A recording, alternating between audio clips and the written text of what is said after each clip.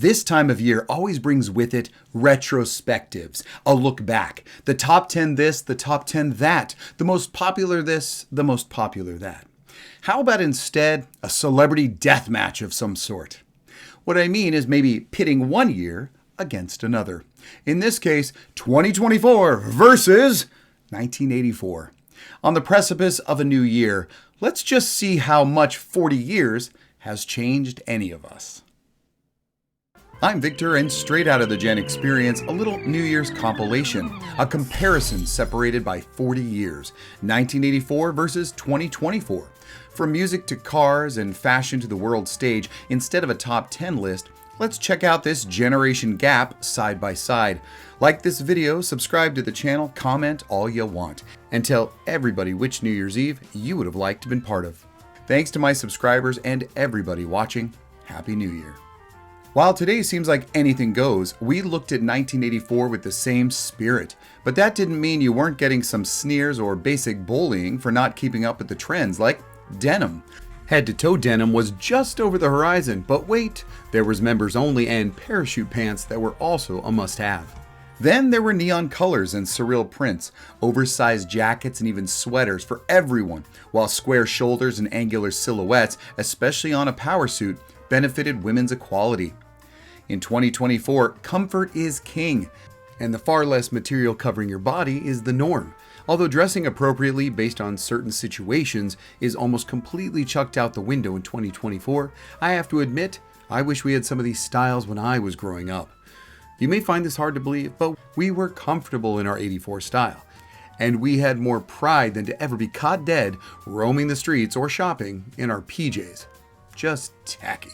While 1983 saw the promising home console take a nosedive with no help from ET, the great video game crash that followed meant physical arcades remained the preferred place to play video classics.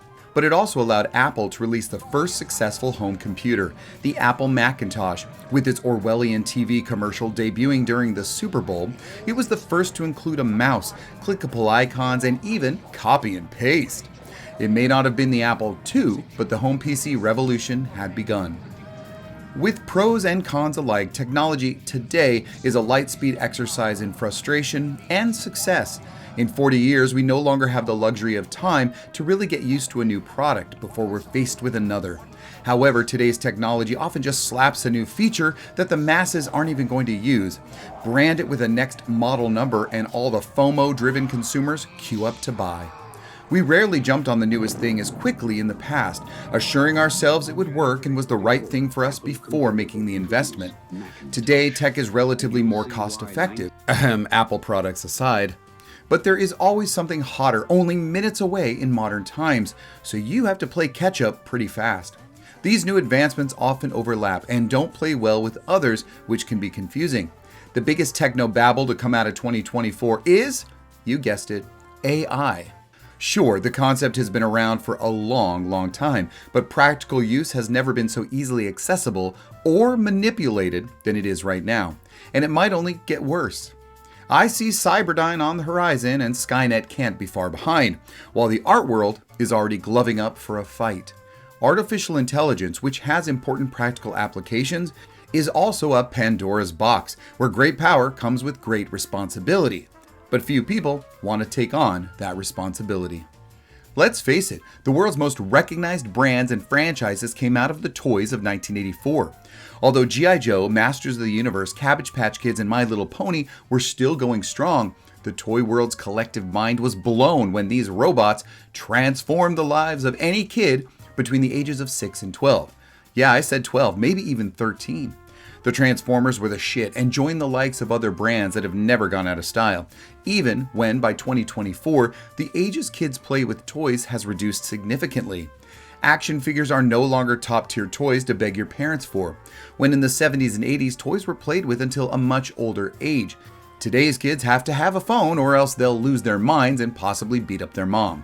With that said, 2024 toys are left uninspired, preschool designed plastic playthings with much more childish aesthetic and, dare I say, mostly educational, like Unicorn Academy Interactive Rainbow Wildstar, Pets Alive Mama Duck, Uno Show 'em No Mercy, we all love Uno, Stitch Puppetronic, Sticky Rolls Book Pack, and Kinetic Sand Squish Motion.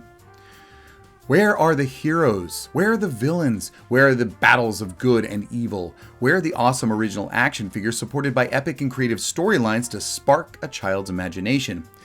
Oh, in the hands of adult collectors, of course. Because kids want to grow up so damn fast today, and their parents feed into it. Nothing to see here, folks. Nothing original, at least.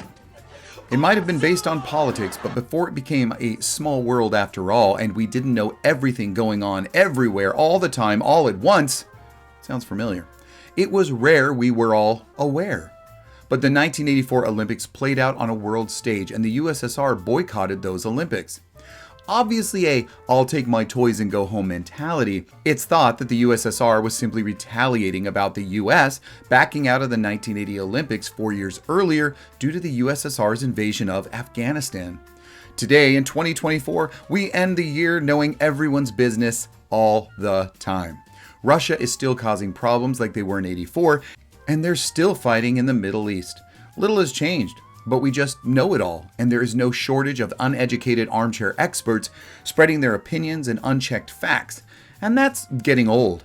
We all seem to have agreed this constant barrage of negativity brought on by the relentlessness of social media is not good for our well-being.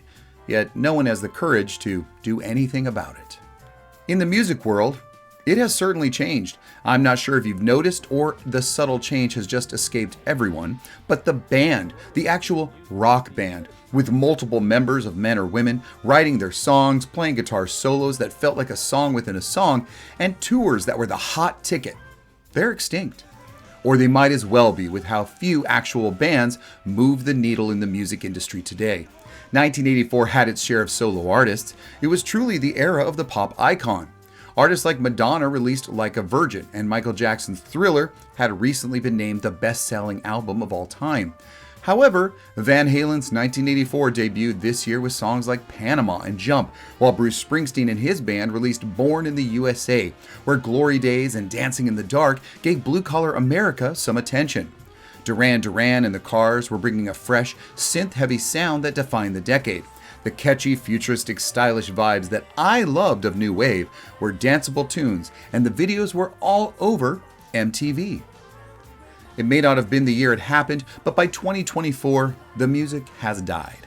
Of course, there are great songs. Of course, there are incredible artists. Beyoncé went all country, and Taylor is rock and roll, sort of. Her pop music has completely taken over the world.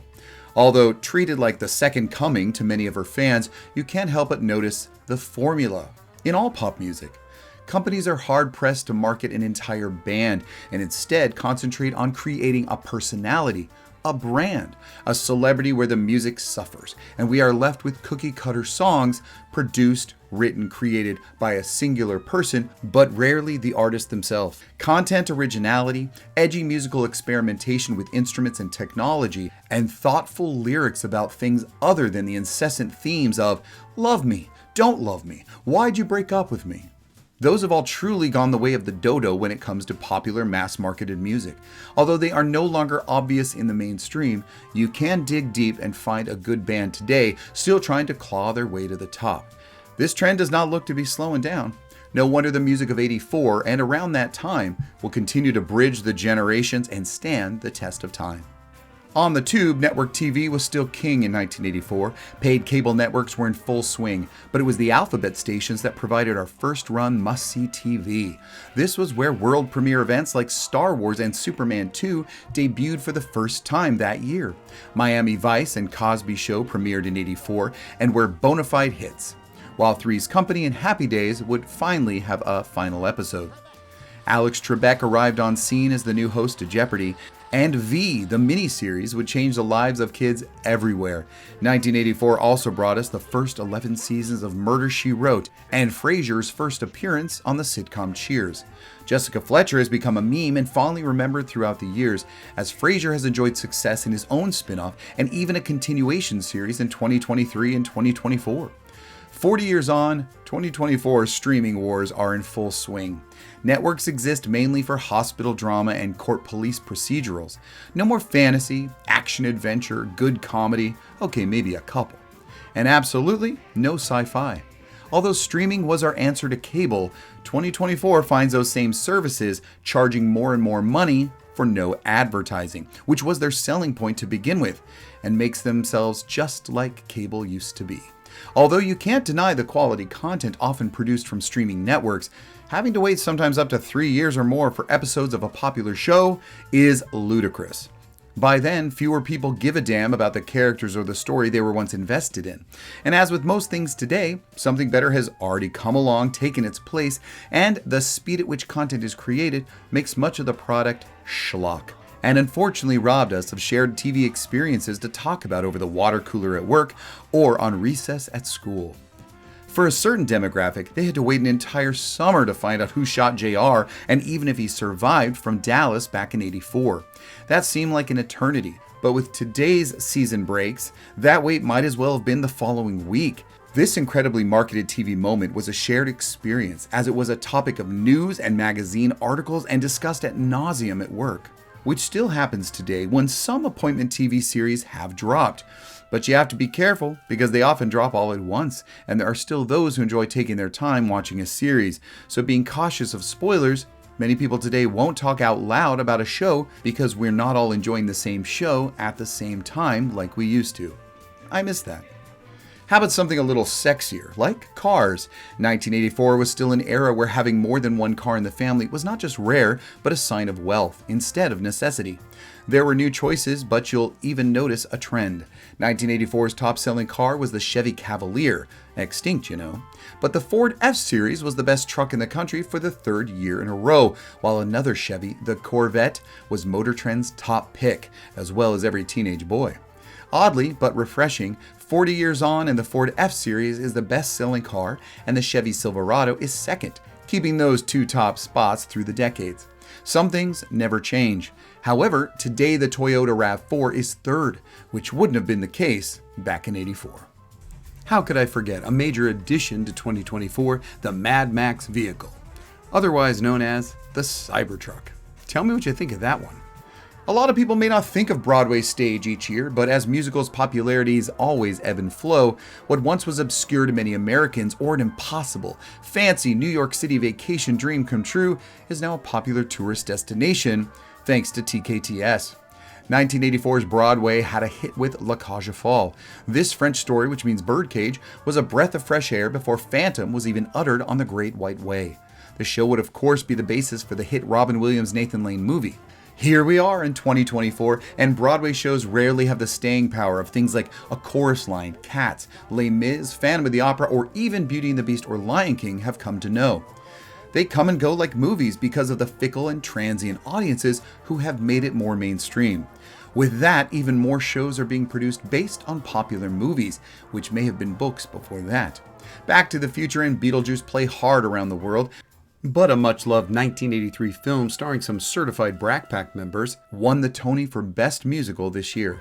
It is undeniable that people still clamor for those things that hit the mark, made an impact, and are still talked about today that came from the Gen Experience, even on Broadway. The topic of movies can be tough. Often 1939 is cited as the most prolific and important year of classic cinema, and 1984 is often given the same credit for modern movies, at a time when we all still loved going to the theater. We appreciated and even respected the movie-going experience, and amazingly, movies stayed in the theaters much longer than ever before. Talking to you, Indiana Jones. But think of the list. Ghostbusters, Beverly Hills Cop, and the Indiana Jones prequel, The Temple of Doom, were the top 3 films of '84, and they are still remembered. Not just remembered, but continue to have multiple sequels, spin-offs, merchandising, or other media presence in the last 40 years. What movie is going to have that much staying power from 2024? Yeah, it's true, we may talk Gladiator 2, but it will never live up to the first. And even Alien Romulus, an excellent movie, cannot hold a candle or a flamethrower to those that came before. Now, perhaps Wicked, like Barbie before it, may find itself in our cinema cultural zeitgeist, but it did have a little head start with its popular Broadway beginnings. And still playing, I might add. But think of other films from this year. How many of them will have the impact, continue to be talked about, or start a franchise? Exactly. And yet, we continue the Ghostbusters franchise today. Indiana Jones had a fifth outing on screen, whether you loved it or not, and even other 1984 films, Gremlins, Footloose, Terminator, Star Trek III, Karate Kid, Police Academy, and Romancing the Stone would all continue to entertain, impress, and be talked about, whether or not their IP continues any output. There's nothing today that can equal that year or that era in movies. Often it's simply the TV show, the movie, or the toys that dominate our pop culture. But as you know, fashion and hair, music, leisure trends, or even those shared experiences can all become a pop cultural moment. Sometimes one year is not enough time to make that happen, but when you look at 1984's "Where's the Beef?", you have to admit even a catchphrase can do it. In this case, it was Wendy's marketing that had everyone asking, "Where's the beef?" No matter if you were having dinner at home or at a friend's barbecue. We had already been reenacting the Grey Poupon commercial since '81. And totally on the flip side, the most talked about moment when Michael Jackson's hair caught ablaze and he suffered scalp burns from a pyro accident during a Pepsi commercial. There are countless pop culture moments that somehow become shared, not only nationally, but globally. There are always brief moments that become synonymous with that year, but they all don't enter our pop culture zeitgeist and live forever. Much of the Gen experience did just that. But outside of a movie's performance at the box office like Wicked, or an epic TV moment like when Mandalorian had Luke Skywalker return, what in 2024 has the same staying power? What in 2024 will be added to our shared pop culture that will live for decades or be asked as trivia questions in games? Sadly, the modern era, 2024 included, things happen too fast. Something catchy doesn't have time to either gain traction or doesn't have the staying power to push past the newest better thing that is hot on its heels. We had the luxury of time in the 80s.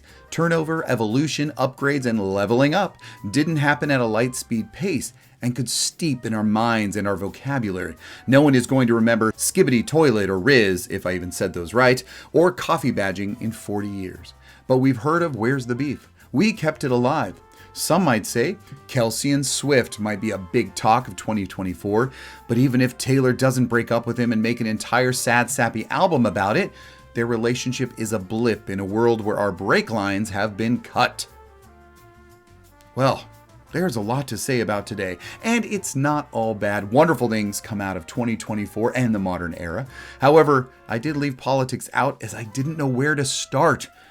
I want to leave you with a quote from John Steinbeck. "We now face the danger, which in the past has been the most destructive to the humans: success, plenty, comfort, and ever-increasing leisure." Let's keep that in mind as we begin a new year. Raise a glass and click like and subscribe to this channel. I want to thank all of those Gen Experience viewers and those who have already subscribed. I do hope you are enjoying your holiday season, and I'll see you in 2025.